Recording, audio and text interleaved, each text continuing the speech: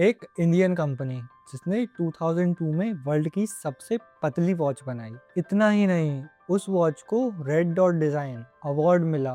वही अवार्ड जो एप्पल और फरारी को मिलता है। स्विस कंपनी जो 150 साल से भी ज़्यादा टाइम से वॉच बना रही थी, उनको भी पीछे छोड़ दिया और वो वॉच बनी थी तमिलनाडु, इंडिया में। और आज वही कंपनी 50,000 करोड़ से भी ज़्यादा बड़ी बन चुकी है। लेकिन ये सिर्फ एक वॉच की कहानी नहीं है, ये कहानी है उस एक डिसीजन की जो 1984 में लिया गया, जब इंडिया के पास अपनी कोई वॉच कंपनी नहीं थी। ये कहानी है टाटा ग्रुप की उस सोच की कि अगर कोई नहीं करेगा तो हम करेंगे। और ये कहानी है एक ऐसे सच की भी जिसे नॉर्मली लोग स्किप कर देते हैं कि ये सफ़र इतना स्मूथ नहीं था जितना ये दिखता है।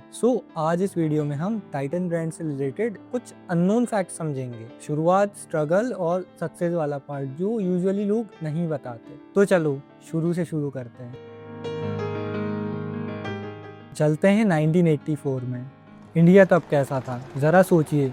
कोई इंटरनेट नहीं, कोई स्मार्टफोन नहीं, और रिस्ट वॉच वो एक लग्जरी आइटम होता था। अगर नॉर्मली घरों में वॉचेस होती थी तो वो HMT की होती थी, हिंदुस्तान मशीन टूल, गवर्नमेंट की कंपनी की। एक ही टाइप की, एक ही स्टाइल की, इवन ऑलमोस्ट एक ही कलर की वॉचेस। ज़्यादातर HMT वॉचेस बैटरी से नहीं चलती थी। उन्हें रोज़ या एक दो दिन में क्राउन हाथों से घुमाना पड़ता था, मैनुअल वाइंडिंग चलाना पड़ता था। और इम्पोर्टेड वॉचेस वो सिर्फ अमीर लोगों के लिए थी। कस्टम ड्यूटीज उस मोमेंट पे इतनी ज़्यादा थी कि एक नॉर्मल पर्सन उस घड़ी को अफोर्ड ही नहीं कर सकता। मतलब इंडिया के पास एक बड़ी प्रॉब्लम थी, अपनी वॉच इंडस्ट्री नहीं थी। और यही वो मोमेंट था जब टाटा ग्रुप ने सोचा कि यार ये गैप कोई और फिल करेगा या हम करें। अब यहाँ एक सेकंड के लिए समझ लेते हैं टाटा कौन है, क्योंकि अब जो आगे होगा वो इन्हीं सोच से जुड़ा हुआ है। टाटा ग्रुप की शुरुआत 1868 में हुई थी। जमशेदजी टाटा जो एक फारसी बिजनेसमैन थे,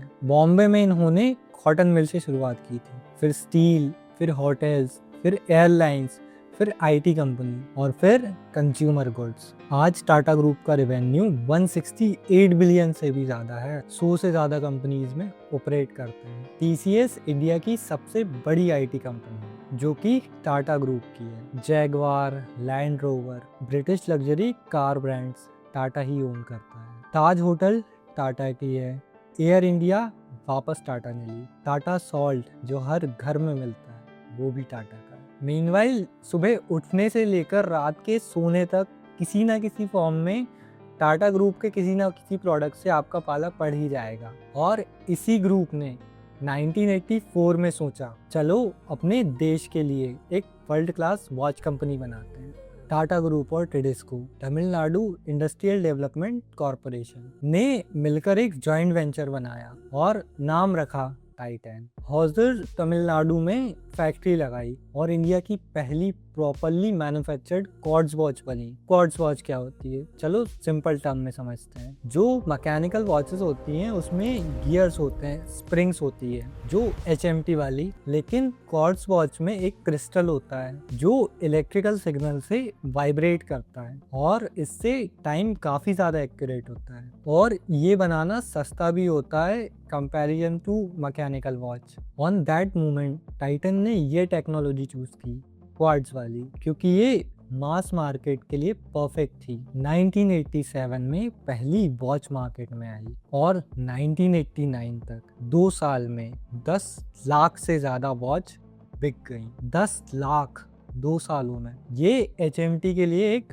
अलार्म बेल थी, बट वो उस मोमेंट पे भी नहीं जागे। और इसी मोमेंट पे एक और बड़ी चीज़ हो रही थी देश में। 1991 में इंडिया ने अपनी इकोनॉमी खोली, फॉरेन ब्रांड्स का प्रेशर बढ़ा, कंपटीशन बढ़ा, बट अपॉर्चुनिटीज भी मिली। जब देश बदल रहा था टाइटन खुद को नए इंडिया के हिसाब से बदल रहा था। और इस दौर में रतन टाटा ने टाइटन ग्रुप की कमान संभाली, जो आगे इस ग्रुप की डायरेक्शन को हमेशा के लिए बदलने वाले थे। HMT भी तो वॉच बना रही थी, तो टाइटन ने अलग क्या किया, 3 चीजें बताता हूँ। पहला, डिजाइन। HMT की वॉचेस यूटिलिटी थी, फील्स लाइक काम चलाने के लिए। टाइटन ने वॉचेस को फैशन एसेसरीज बना दिया। नया डिज़ाइन, स्लीक केस, डायल्स में वेरिएशन, मल्टीपल कलेक्शंस। एक नॉर्मल पर्सन जस्ट वॉच इसलिए नहीं पहनता कि उसे टाइम देखना है, इट फील्स गुड और वो अच्छी लगती है। दूसरा जो था that stands for positioning. Titan ने वॉचेस को गिफ्ट से जोड़ा, birthday, anniversary, achievements, a gift that last a life time. एक वॉच परचेज इमोशन से कनेक्ट हो गया और सल्यूट है मार्केटिंग टीम को इनकी। इमोशन वाला पार्ट लिटरली बहुत पावरफुल होता है। तीसरा बताता हूँ, प्राइस रेंज। टाइटन ने सिर्फ प्रीमियम में नहीं खेला, 500 से लेके 50,000 तक हर बजट में कुछ ना कुछ तुम्हें मिल ही जाएगा। और 500 वाली वॉच पे भी ब्रांडिंग टाइटन की, बिल्ड क्वालिटी बहुत ही ज़्यादा नेक्स्ट लेवल, तो ट्रस्ट और बढ़ गया। और इसी के साथ आए वॉच इंडस्ट्री में नए सब brands. Did you ever know Sonata भी टाइटन का ब्रांड है, फास्ट्रैक भी टाइटन का ब्रांड है। मैं जब रिसर्च कर रहा था इस वीडियो पे तो मैं तो ये फास्ट्रैक वाली वॉच है ना, मैं जो डेली यूज़ में पहनता हूँ, तो मुझे बाद में पता चला कि यार टाइटन का ब्रांड है फास्ट्रैक, लिटरली। और ये सब ब्रांड वाला खेल नेक्स्ट लेवल हो गया है इनका। सोनाटा टाटा का सबसे अफोर्डेबल और रिलायबल ब्रांड आम आदमी के लिए बनाया गया। फास्ट्रैक 1998 में यूथ को टारगेट करके बनाया गया। ट्रेंडी फंकी डिज़ाइन और फास्ट्रैक वाले में नॉट जस्ट वॉचेस, इसमें सनग्लासेस, बैग्स और बहुत सारे प्रोडक्ट्स लॉन्च कर दिए। और थर्ड एक और ब्रांड था रागा, तो ये स्पेशली वुमेन लोगों को टारगेट करके बनाया। Ethnic elegant jewellery style design, ये वॉचेस नेक्स्ट लेवल थी। और जाइलस तो तुमने सुना ही होगा, टाइटन का प्रीमियम लग्जूरियस ब्रांड जिसमें हाई क्वालिटी स्विच मोमेंटम वाली वॉचेस थी। और सबसे बेस्ट टाइटन एज। 2002 में टाइटन एज लॉन्च करी, दुनिया की सबसे पहली वॉच जो इतनी पतली थी, इतनी।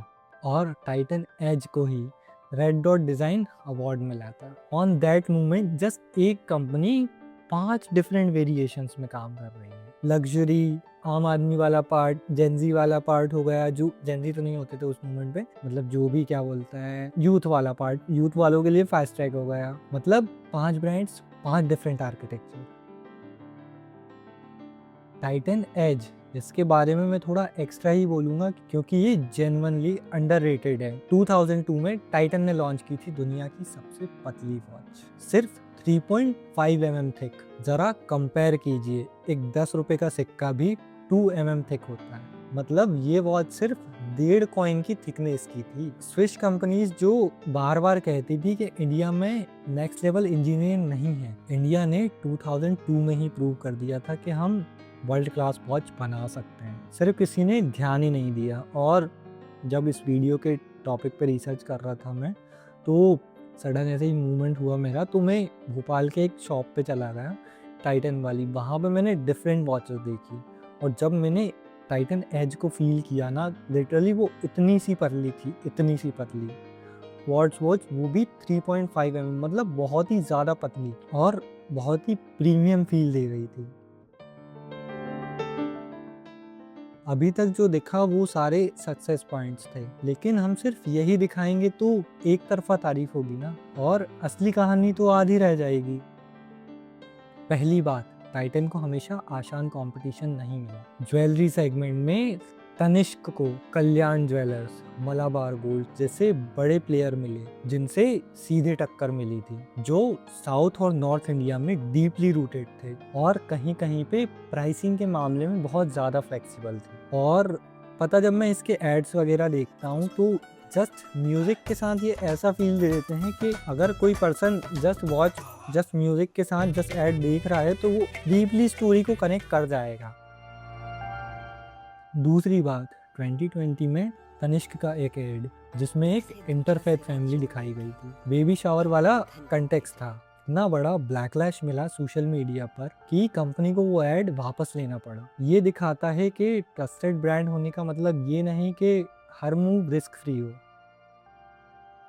स्मार्ट वॉच एरा में जहां एप्पल, सैमसंग, बोट, नॉइस, इन वॉचेस कंपनी में बहुत ज़्यादा फास्ट मूव किया, टाइटन थोड़ा पीछे रह गया इस नए सेगमेंट में। ट्रेडिशनल वॉच मेकिंग में डेकेड्स का एक्सपीरियंस होने के बावजूद सॉफ्टवेयर ड्रिवन वेयरेबल्स एक अलग गेम है और इसमें टाइटन अभी भी अपनी जगह धीरे धीरे पक्की कर रहा है। ये सब बताने का ये मतलब नहीं है कि टाइटन की सक्सेस फेक है, मतलब ये है कि रियल ग्रोथ स्टोरीज लीनियर नहीं होती, उसमें भी मिस्टेक्स होती है, कंपटीशन होता है, एडजस्टमेंट करना पड़ता है। और असली सवाल ये है कि इन सेटबैक्स के बाद कंपनी क्या करती है, और टाइटन का जवाब था आगे देखते हैं। 1990s के बाद टाइटन ने बहुत सारे सब ब्रांड्स की शुरुआत की थी, उसमें से एक तनिष्क भी था।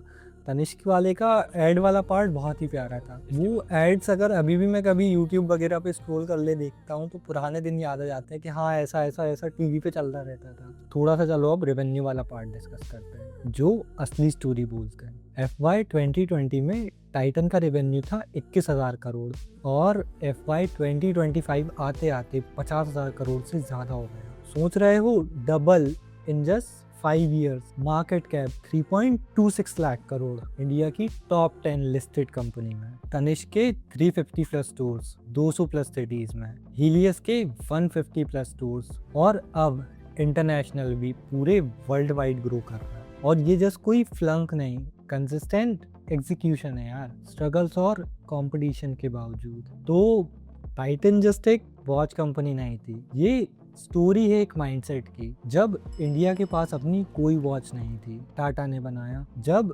ट्रस्ट कोई नहीं दे रहा था ज्वेलरी में, टाइटन तनिष्क ने दिया। जब लोग कहते थे इंडिया प्रीशियस इंजीनियरिंग नहीं कर सकता, तब टाइटन एज बना के सबको रॉन्ग प्रूव कर दिया। लेकिन साथ में ये भी सच है कि हर स्टेप इजी नहीं होता। कंट्रोवर्सीज आई, कॉम्पिटिशन्स आया, और कुछ सेगमेंट्स में टाइटन लिटरली अभी भी पकड़ बना रहा है। और यही बैलेंस ही रियल बिजनेस स्टोरीज को इंटरेस्टिंग बनाता है। सिर्फ जीत नहीं यार, स्ट्रगल भी। और एक बात मैं चाहता हूँ आप याद रखो, टाइटन का सबसे बड़ा कॉम्पिटिटर आज कोई इंडियन ब्रांड नहीं, रोलेक्स है, कैशियो है, फॉसिल है, और टाइटन इनके बीच अपने देश में लीडर है। और ये वीडियो अच्छा लगा हो तो लाइक शेयर सब्सक्राइब कर देना। कमेंट में बताओ तुम कौन सा स्ट्रगल कर रहे हो। एंड हाँ, इम्पॉर्टेंट कुछ हो मन में तो बता देना कौन सा नेक्स्ट वीडियो लाऊं। बहुत सारी स्टोरीज हैं यार, और अभी तो सिर्फ शुरुआत है।